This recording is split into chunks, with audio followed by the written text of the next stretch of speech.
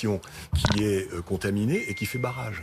Hervé Caël, les gestes barrières en France, parlons-en, les masques, tout le monde ou presque les porte, tout le monde est au courant que cette épidémie est bien là, on se nettoie les mains 10 fois par jour au minimum avec du gel hydroalcoolique, tout le monde fait attention et malgré cela, l'épidémie continue de progresser. Est-ce que ça, c'est pas un motif d'inquiétude ?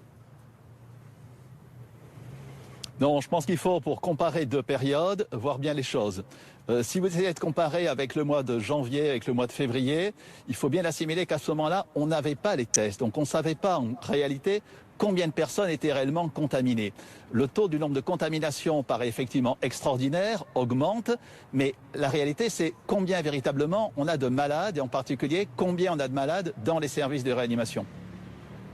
Il y a une forte hausse des cas positifs et si l'on compare évidemment avec les chiffres, et c'est tant mieux évidemment, hein, du mois de mars et du mois d'avril, une forte baisse de la mortalité. Est-ce qu'il n'y a pas un paradoxe en la matière ? Hervé Non, Caël, je crois qu'il y a deux dangers. Le premier danger, c'est de dire finalement, bon allez, l'épidémie maintenant, le virus a muté, c'est pas grave, on peut faire n'importe quoi. Ça, c'est un premier danger parce que c'est pas la réalité. Et le deuxième danger, à contrario, c'est de céder à la panique et de dire, regardez, c'est catastrophique, on a entre 7000 et 10 000 cas positifs par jour. Essayons de voir les choses en dehors de toute polémique, extrêmement sereinement. Si vraisemblablement on avait eu la possibilité d'accès aux tests au mois de janvier-février, on aurait des chiffres qui étaient au-delà. Aujourd'hui, on sait parfaitement quelle stratégie adopter, c'est-à-dire la protection de la population, la protection des soignants. Je vous rappelle quand même le problème qu'on a eu avant le pic de l'épidémie en termes de masques. Une politique de dépistage qui n'est pas encore optimale. Il faut augmenter le nombre de dépistages, mais bien évidemment, on est en très large progrès. Et une possibilité d'isoler les malades, d'isoler les cas contacts et d'avoir un accès à l'ensemble des possibilités thérapeutiques dont on dispose. Hervé Caël, vous parliez de polémique. Le conseil scientifique, il en a été question lors de l'audition de Didier Raoult, pas au niveau, selon le professeur marseillais, pour mener à bien sa mission. Je vous propose de l'écouter.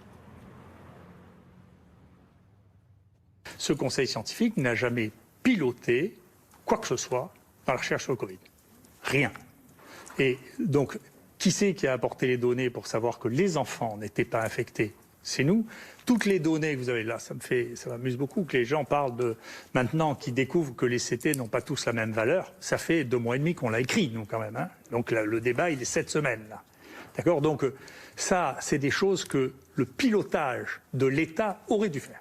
Il aurait dû dire, écoutez, dites-nous quelles sont les limites du CT, dites-nous quelle est l'incidence des différentes couches de population, dites-nous quelle est l'incidence chez les patients symptomatiques et asymptomatiques. Ça, c'est du pilotage. Pierre Squara, je vous ai vu lever les yeux au ciel.